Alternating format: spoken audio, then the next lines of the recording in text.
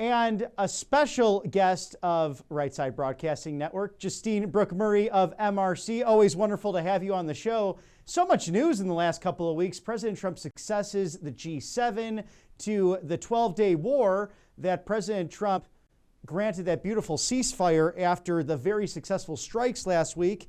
And of course, NATO. Just some of your thoughts on what's happening and how this America First agenda is really changing the landscape globally. First, thank you so much for having me back.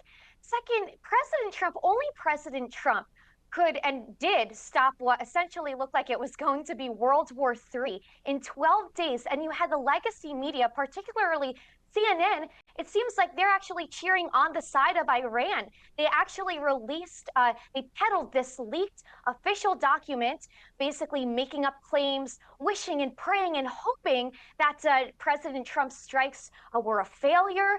And it seems like they're putting American safety in jeopardy. CNN, the same outlets, the same American outlets that claim to have America's interest at heart, they're actually siding with the enemy. This might even be treason. We had the exact same reporter from the Clinton News Network. In fact, to your point, Justine, writing that story years ago on the Russia hoax and perpetuating this so-called leaked item that we're now finding might have come from the United States Senate. And to your point there, when does treason come into play? Because it's extraordinary to see that American outlets seem to be against the well-being and the safety of our soldiers.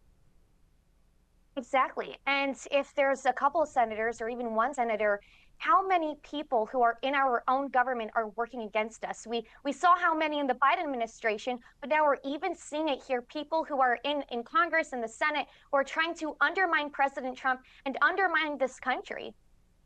And tell us about, are there any developments with the end of the 12-day war? I saw reports that there are some hostages that Iran's taking from within the country, I think trying to really crack down in their theocratic nightmare that, again, if you're not a Shia Muslim in Iran, it's death or the gallows, and maybe a mix of the two, especially the way they've been treating people in their prisons. But how do you think this will come to a head, and can we see any resolve in this? Because some seem to think that the millennial and Gen Z generations in Iran may want regime change and might be able to do that.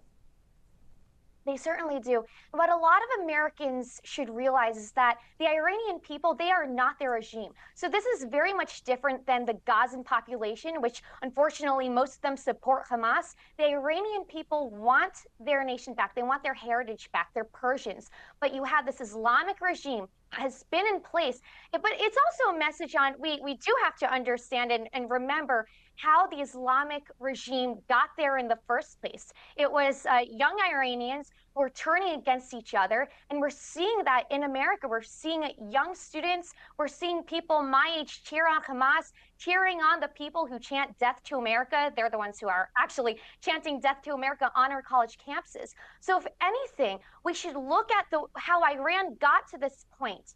And we should take it as a warning that this could happen to us if we don't also fight back against the people undermining us in our own country.